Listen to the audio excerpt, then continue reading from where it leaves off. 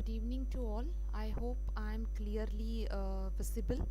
I mean to say my PPTs are visible clearly and I'm audible clearly. Can I get a revert from any of the student who has joined online?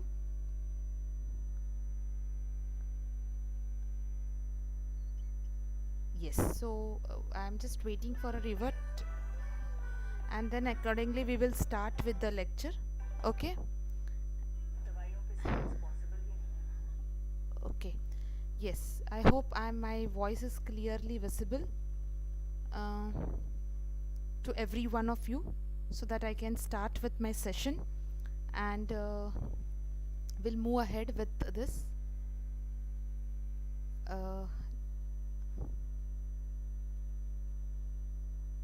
yes, okay. Thanks a lot. Thanks a lot. Okay. Yes, Hina, thank you very much. I was just waiting for this. Okay. So let's start with the session for the day.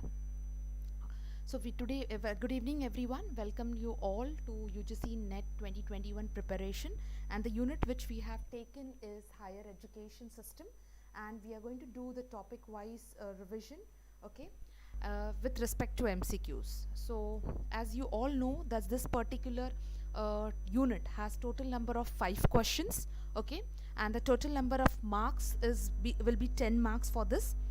Accordingly, the topic which we are taking for the day is evaluation of higher learning and research. Okay, all those who are online, can any one of you just let me know whether my voice is proper audible? It is less, I need to speak more louder, so just let me know, and accordingly we will start ahead with the session for the day. So here comes the first question for the day. Yes, we are talking about sorry, yes, which one of the following is the oldest archival source, related source, nothing but related source of data in India. Now yes, there was little bit annotation with this, so just excuse me for that, because I have joined the session once again because of some technical glitch. So I hope you people will just cooperate with me for the day.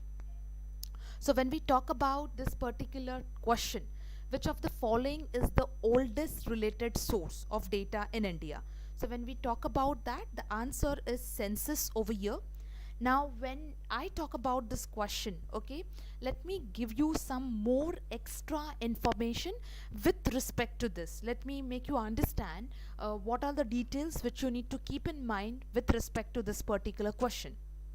So when I talk about the census, yes, the census which started in the year 1872, okay. Now it is conducted every 10 years. Now every one of you are aware, this is a very basic knowledge which you know about it. But yes, the remaining part which you should be very clear, the first complete census was in the year 1881, okay. Post 1949, it was conducted by Registrar Journal and Census Commissioner of India under what? Under the Ministry of Home Affairs. So these are the some important points which you need to keep in mind. So we know that the oldest data, maybe you are aware that the oldest data is in the form of census. But when was the first fully census conducted? When it started? Okay, it is conducted after how many years? And basically, who is the one to conduct this, and it is conducted under which ministry? So these are the basic things which you have to keep in mind, and you can please make a note of it. Okay, now coming towards the next topic, that is gross enrollment ratio. Now GER, if students you are not aware, purposely I have written an abbreviation over here so that next time when I take this I mean to say when we do a revision lecture for the this particular unit on the last day, so you should be aware that yes, what does this GER refers to? It refers to gross enrollment ratio. So gross enrollment ratio for this particular year, for the current year. See, when I'm saying current year, it means it is on the data based on 2019 and 20. So here they may confuse you a little bit whether it is 2021, but it is current. So as per the gross enrollment ratio, what is the ratio which is a current ratio? Whether it is 26.3, whether it is 27.1, whether it is 23.6, or whether it's 27. Okay, so the right answer, I'm extremely sorry, I'm not able to see any chat. So any student, like for example, if you just respond to me, because there's nothing reflecting on my chat box. So in case if you respond to me, it will be best. I will understand that we have to proceed further. Okay. So yes. So let me again take you to this particular topic with respect to what now with respect to gross enrollment ratio. What all things you have to keep in mind. Okay. So now let's understand first of all gross enrollment ratio is also known as what? It's also known as gross enrollment index. Okay, it's also known as gross enrollment index with respect to what? With respect to higher education. It's nothing but with respect to higher education. Okay, then here you have to keep in mind is that now yes I have just refreshed my chat box. I can see everyone's answers. Yeah, good evening to everyone. I'm extremely sorry for the technical glitch for today. So without wasting time, let's not get into all this. Let's keep our link properly. Okay, so yes, so when we talk about this gross enrollment index or gross enrollment ratio, it is 27.1. Now the best part is my voice is breaking. Vinod, it's only for you or for everyone my voice is breaking? Is it, yeah, in case if it is for everyone, just let me know. We'll just see what to do, okay? So yes, when I'm talking about the India's gross enrollment ratio, it has been improved from previous year. So from previous year, we can see an improvement, okay? Now, there may be a question on how to calculate this gross enrollment ratio. See, till date, there is no question on this, but there may be, it is breaking. Just a second, I mean to say, in case if you give me 1 minute, I'll just. I hope it is it clear now? It's good? Okay, fine. Maybe for some of them it's an issue. It's fluctuations. Vinod, I hope my headphone is also, I mean the microphone is very proper. I'll speak for some time. In case still if you're not able to hear, please put it in the chat box. Okay. So gross enrollment ratio, when we talk about gross enrollment ratio is calculated in what form? It is the number of population between the age group of 18 to 23. Okay, I repeat it again. It is between the age group of 18 to 23 divided by number of people who have enrolled in higher education. So whatever ratio you get, okay, so that ratio is nothing but gross enrollment ratio. Hanman, thank you. I'm just proceeding now because today we had a lot of breaks. I don't just want students, to break the link. Okay. So this is how the ratio is calculated, and by 2035 the target which is expected for the gross enrollment ratio is 50%. Okay, the target which is expected by 2035. Now please make a note over here. In some of the books they have written the target as 2030. So it is updated as per the current reports. The target is set up to 2035. So don't get confused. They may be giving you such an option for the confusion. So just don't get confused. Your target for 2035 for gross enrollment ratio is 50%. Okay, so let me quickly give a glance for this. Gross enrollment ratio is also called as gross enrollment index. In India, right now, the percentage is 27.1. Okay. It is improved. The good sign is that it is improved as compared to the last report. We know how to calculate now the number of population. Now, please remember the population age group. Here also they can confuse you. It is 18 to 23 and it is divided by the number of people who have enrolled in higher education, and the target by 2035 is 50%. Is it clear? So let's now move to the next question. Now, I'm sorry, before I move to the next question, I have an extra information for you people. We know now with respect to the percentage, but there can be a question on state. Okay, there can be a question on state. Which state has an highest student enrollment in India? Okay, so that is the state of Uttar Pradesh. They have even given the percentage. When it comes to male, it is 49.1, and when it comes to female, it is 50.9. Now these states, the state of Uttar Pradesh is followed by Tamil Nadu and Maharashtra. So this one topic you just remember with respect to gross enrollment ratio and with respect to the states. Okay, so that is Uttar Pradesh, Tamil Nadu, and Maharashtra. Now, where do we get all this information from? The survey which is conducted by whom? By All India Survey on Higher Education, ASH. Now here, what is the main intention of this? To identify the institutions of higher learning, at the same time to collect the data from higher education institutes. So this is the main aim of this particular body. Yes. Now, this is the final answer, which I said that was 27.1. So the next question on your screen, everyone. I hope now everyone is active for the answers. So just read properly the question. Don't be in a hurry to mark the wrong answer. Okay. Now, yes. So next question which we have on the screen is, which of the following coordinates, promotes and funds research activities of all social science disciplines? Which of the following coordinates, promotes and funds research activities? So see the main, read the keyword, research activities with respect to social science discipline. So you should know that which is main key, key body with respect to research activities. So can I get the answers quickly now? I hope the screen on the screen the question is visible properly. So let's get the answer very quickly now. Okay. Yes. So when we talk about, yes, I'm getting the answer, Pratibha. No, please read the question carefully. That's the reason I said that, be careful with the, yes. Dinesh, you're correct. Yeah. Ratnakar, you're correct. Yes. Yeah, Hina, correct. Yes. So I have some students who have read the question properly. Others, please don't be in a hurry. Hanumant, yeah, your answer was correct. Now let's understand little bit more about this topic. Okay. So let's come over here. Now, yes, we are interested in Indian Council, the full form. Indian Council of Social Science Research was the full form of ICSSR, which was established in the year 1969. Okay, by Government of India, obviously, to promote what? To promote research in social sciences. Okay, so this is what you need to keep in mind. Now, if you can see my screen very well, I have written everything with respect to the question.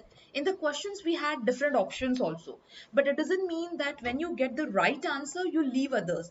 Please have a look because they are related to your topic of UGC Net Paper 1. So let's have a look for them also, exactly what they tell about. The Indian Council of Philosophical Research, which is set by Ministry of Education, that is Government of India, which basically deals in philosophical research, philosophy. Okay, so this is the main aim. Okay, the deal in that we are having questions on this in the coming sessions. In the coming slides. So just read it very carefully. If you are very attentive, you can give the next question very easily. Okay. Then we have is the Indian Institute of Advanced Study, okay, which is a research institute which is based in Shimla. Okay, it is again set up by Ministry of Education, Government of India in 1964. Okay, now next we have is National Institute of Educational Planning and Administration, which is a research focused university located in New Delhi, India. So these are the various bodies which we have to keep in mind, because the next topics we are going to get these questions. Okay, so let's move ahead now. So the answer was the option number C, that is ICSSR, located at New Delhi. Okay. Here comes your next question. Please read the question very carefully. Okay. I hope the question is clearly visible on the screen. Okay. Now, the premier organization established in India to deal with capacity building and research planning and management of education in India and South Asia is known as what? Okay, if it will be great if you people give me the number and the answer. Okay, sometimes the student is referring to the previous question, so I don't want any confusion with anyone. Okay, yes, Roslyn, the answer is correct. Great. Can you quickly now give me the full form of it? Just now we have discussed, so still I just wanted to know this. Can you recall it quickly? Yes, I have got a correct answer for this question. Others, please, we have discussed right on now only. If I take back you to the slide, it's National Institute. Hina, yes. Just a minute. I'll reflect the question. It is not. See the question. The answer for this is NUPA. That is nothing but the National Institute of Educational Planning and Administration. Okay, please. That's the reason I told. Refer this slide very carefully. Why? Because there are questions on this. So basically this is an institute which or organization which deals with planning and management, research planning and management of education in India. Okay, so the correct answer is option number C. So that's how we have the correct answer over here. Okay, yes. Kanchana, Ritesh, Hanmant, you people are right with your answers. Well done. Let's go ahead now. Great going. Okay. Yes. Please think for this question for a minute. Do not go on your general knowledge, which may not be correct every time. Okay. So just read the question properly. Which discipline has the highest percentage of enrollment in education, higher education of India? Okay, which discipline has highest percentage of enrollment? Okay, you can tell it as a discipline or you can tell it as a stream also with respect to education of India. So can we go with the answers right now? Yes, just read carefully. Very good, Ratnakar. Yes, very good. Ratnakar, do you have any idea what is the current percentage with arts? I mean to say, I don't want for everyone. As you said, arts is at a higher point. Pratibha, no, no. Be careful. Uh, Pratibha, Dinesh, be careful, and that's the reason I said don't go with your general knowledge. Basically, what we hear, okay? Hina, Dinesh, Pratibha, Hanman, be careful. It's not technology and engineering. It's not technology and engineering. Okay, so the discipline which is at highest rank, yes, Jitendra, very good. That is arts. Okay, that is a discipline or a stream of arts. Now I'll come with the figure for you people. That is arts with 34 percentage. Okay, and which is followed by technology and engineering, that is 18 percentage. This is a current figure. Yes, Ritesh, very good. So when I'm saying arts, that is 34 percentage. This is the number of percentage enrollment, and it is followed by technology. So all those who have answered technology and engineering, that stands at a second position. The highest is arts. Okay. Yes. So let's go ahead now with the next question. Yes. Now here, before we move ahead to the next question, now please, this is again an extra information, additional information for every one of you. The most renowned and top states of India with respect to qualitative and higher education. Okay, the most renowned and top states of India with respect to rich higher education are what? Tamil Nadu, you may get the ranking, you may not get the ranking, you may get the best one, that is in the order. So we know that is Tamil Nadu, followed by Karnataka, Andhra Pradesh, Delhi, Maharashtra, Uttar Pradesh, Rajasthan, Punjab, and Himachal Pradesh. So for you, you just keep in mind that the highest the state with the highest number of higher education in a qualitative and richer way is the state of Tamil Nadu. So just keep it in mind. Okay, maybe I mean to say this, maybe you're not aware, but now when you know, so just keep the name of the state in mind. Okay, but at the same time, for the purpose of what? For the purpose of qualitative and rich, no, Jitendra, it's not. It is Tamil Nadu is the highest. Okay, so please just get it correct. Okay. Now, coming to the next one now. Yes, question number 17 is reflecting on your screens, everyone. Please read it very carefully, okay? Do not make mistakes. Identify the organization that provides a common platform to all universities, including institutions of national importance. Okay, let me come again with the question. Identify the organization that provides a common platform to all universities, that is including institutions of national importance. Okay, so can we get an answer for question number 17? Yes, everyone, you have the options as University Grant Commission, Association of Indian Universities, Distance Education of Council, and you have Indian Institute of Advanced Study. Okay, we have got the first answer. UGC. You have not read the question properly. Please get back to the question again. They have said the word. See the keyword in this question. Common platform. That's what I keep on telling you.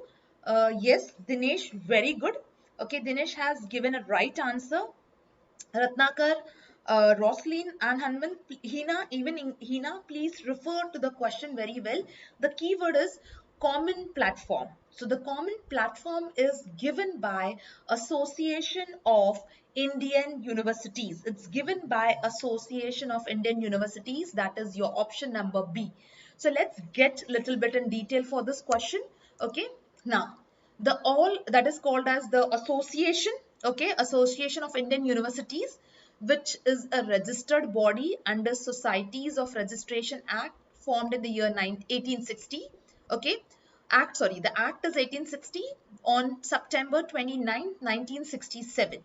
Okay, the most important out of this is it is known as, now it is known as Association of Indian Universities, but earlier it was known as Inter-University Board. Okay, it was known as Inter-University Board. There was a question on this. Okay, what was the earlier name? Okay, so please ensure that you are having a proper attention. What is the question? Many a time students are very in a hurry that in 1 hour they just want to complete their paper and they just want to just relax, but in that you may do a lot of mistakes. So you should know that Association of Indian Universities is the new name that was given in the year 1973. Okay, but earlier it was known as Inter-University Board.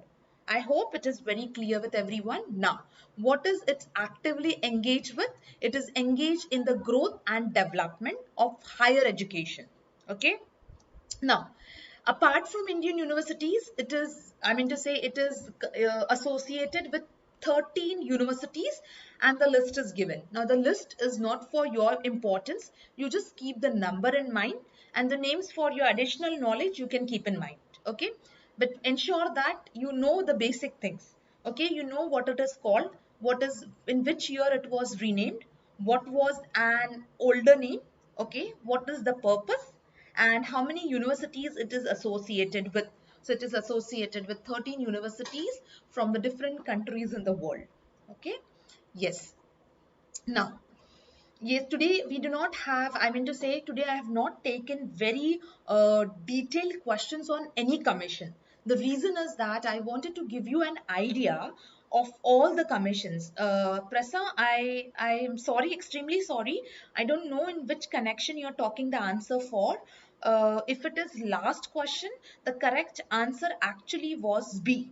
Okay, so that's the reason when you write the answer, you just write with the question number. It becomes easier for me in order to give you a clarification. Okay, so yes, as we were talking about the commissions. Okay, as I said that today I have not given any question on commission because I wanted to give you a gist of the various commissions. So in the coming lecture, I will put it as a question for your revision purpose. So today you will go a little bit, I will get an idea, and in the coming lectures we will take MCQs on this. Okay, so let's go with the first commission, that is Radhakrishnan Commission, 1948 1949. Okay, I have written all the key points for you people so that it becomes easier for you when you take a glance of this. Okay, so this was the first commission to study state of universities in India.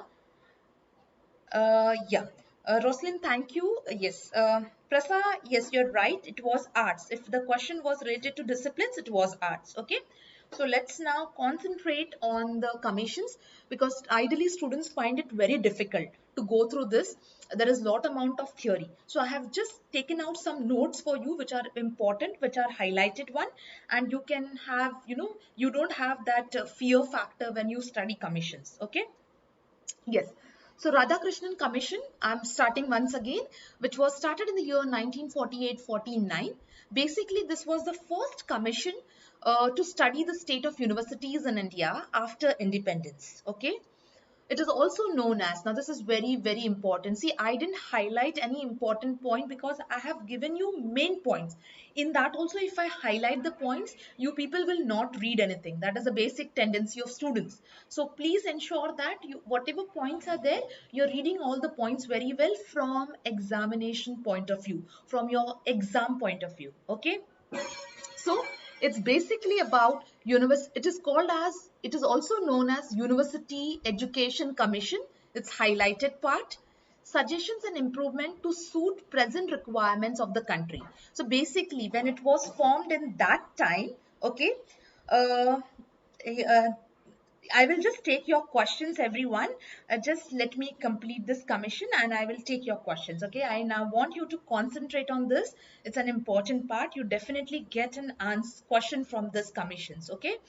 So I hope everyone should be focusing on the topic right now, and whatever doubts you have, Fatima, I'm extremely sorry. I'll take your question. Okay. Let me complete this first. So the suggestions and improvement to suit present requirement. See, when I'm writing the word present requirement, it does not talk about now. It is talking about 1948 and 49 when this commission was formed. Okay. It highlighted problem of medium. So basically, in higher education, language was one of the main issue, and that was highlighted by the Radhakrishnan Commission.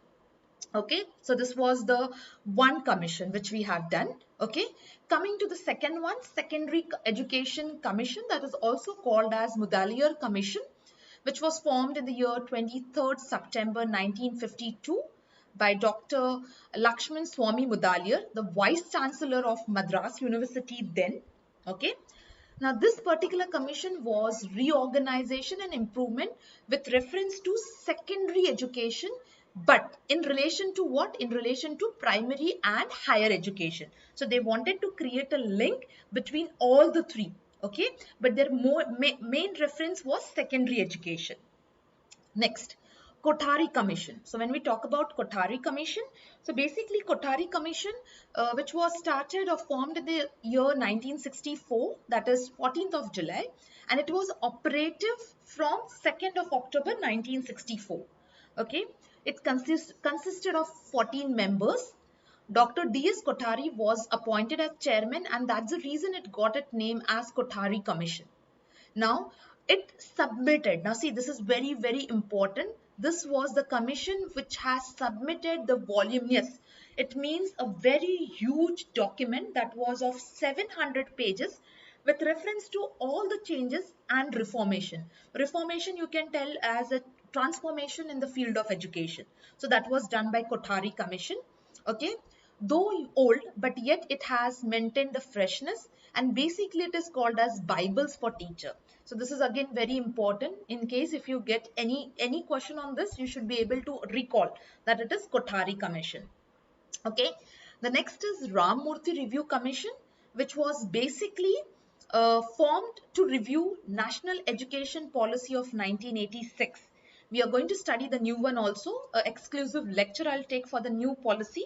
Okay, which was formed on 7th November 1990 with Acharya Ramamurthy as a chairman and 16 members. Kothari Commission had 14 members. Ramamurthy Commission has 16 members. It was titled as, see, Towards an Enlightened and Human Society, and it was basically appointed to revise the policies, that is the National Education Policy of 1986. Okay, I know sometimes students are a little bit dry when the theory comes up, but you before we go to MCQs, we have to have some knowledge. I can't directly take you to that. So in the coming lectures, as I said in yesterday's lecture also, I have given you some factual information. So in the coming classes, I'll be adding on the questions on this, but at that time I should ensure that my students are very perfect with the answers without any confusion in your mind. Okay. So yes, now that is the last topic of the day with reference to higher education. That is how the main topic was. Now, very important announcement for this particular topic. Now here, if you can see, there are various roles, that is function or role, which is played by higher education department. Now here you have to, again I have made it very clear very, very, very easy to remember, so that if you get a code type of question from the given code, okay, A, B, C, D, okay, then they will give you four codes. So any odd man out, you should easily able to remember. That's the reason I have made it very simple for you people to understand as well as to remember. Okay. So the role of Department of Higher Education, basically it is to enhance the gross enrollment ratio. Okay. Uh, yes, Hanmant, it is daily 9 p.m. We have a lecture schedule. Yes, I'll be taking at 9 daily. Okay. To improve the quality, to promote academic reforms. Reforms, it means the upgradation, updation, the changes, or restructuring, which is required as per the changing scenario. Expansion and improvement of existing institutions, setting up new educational institutions, and at the same time, if see, there are 2 points. They want existing institutions also to expand and improve. At the same time, they want new institutions to come up. Use of technology, very, very important point, because you know that, as per the pandemic, now this pandemic situation has taken us a little bit ahead in form of technology. So higher education is also working on that. Okay. To develop vocational education and skill development program, you know very well, we have a national skill development program also going on. So this particular higher education department is emphasizing a lot on this. Okay. To develop Indian languages. That is our pride. So not to forget them. So that is also one of the important role of higher education department. And finally, international collaboration in educational field. So the student should get a global exposure. Now, please remember, here I have written as international collaboration. So that can come as what? The global exposure. So you just don't go with, your tendency of remembering the words, but then you should know in what form of synonym, or what is the joint word which is used for that, so that it will become easier for you to remember the things. Okay. So yes, this was the last part of today's session.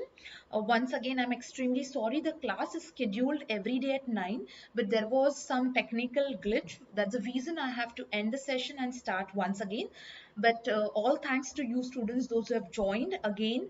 And I'll ensure that whatever time you give us, Global Online University makes a productive use of that time and helps you to clear your examination in this attempt. Okay. So yes, thank you everyone. Fatima, yes, coming back to you, ma'am. Global University app, yes, you will get the videos on Global University app also. Okay, so you can refer there also. And Hanmant, as I already answered your question, that is daily 9 p.m. we'll be having the class. Ratnakar, your topic was, sorry, your question was next topic. Ratnakar, if you remember yesterday's lecture, I told that there are subtopics. So today I have completed second subtopic. Tomorrow I'm going to take the next subtopic of higher education itself. Okay, in 1 or 2 days we can't end up one unit. So at least tentatively 5 days I'll be taking one unit, and then we will go ahead. Okay. If you're get properly detailed idea about the unit, and then only we will proceed to the next unit. Is it clear with everyone? Yes. So before we end up, Global Online University has a complete course for paper 1. Okay, the new batches are on, where you get syllabus test, full syllabus test, where you get full syllabus notes, unit wise, topic wise. You have video lectures also, which is available in the form of Global Online University application, which you can download and use the facility. At the same time, we have our WhatsApp group also. The number is reflecting on your screen. The fees for the same is 999. In case of any doubt or anything, you can get in touch with the number, and we will help you out with your preparation for your upcoming examination. That's all for the day. Thank you everyone. Okay. I hope you had your time is utilized in a productive way. We are sure to keep the same thing in the coming lectures also, and see you in the next class with the preparation. But ensure that whenever you're attempting my class, your notepad should be ready. So all the details, your memory can't keep it for a longer period of time. So make a habit of having your personal notes in a very short and concise manner. Okay. So that's all for the day. uh, hope so that you people are learning. Okay, be safe and continue your learning, and we'll meet in the next class, okay, which will be scheduled at 9 p.m. tomorrow. Thank you everyone. Have a great evening and take care. Be safe.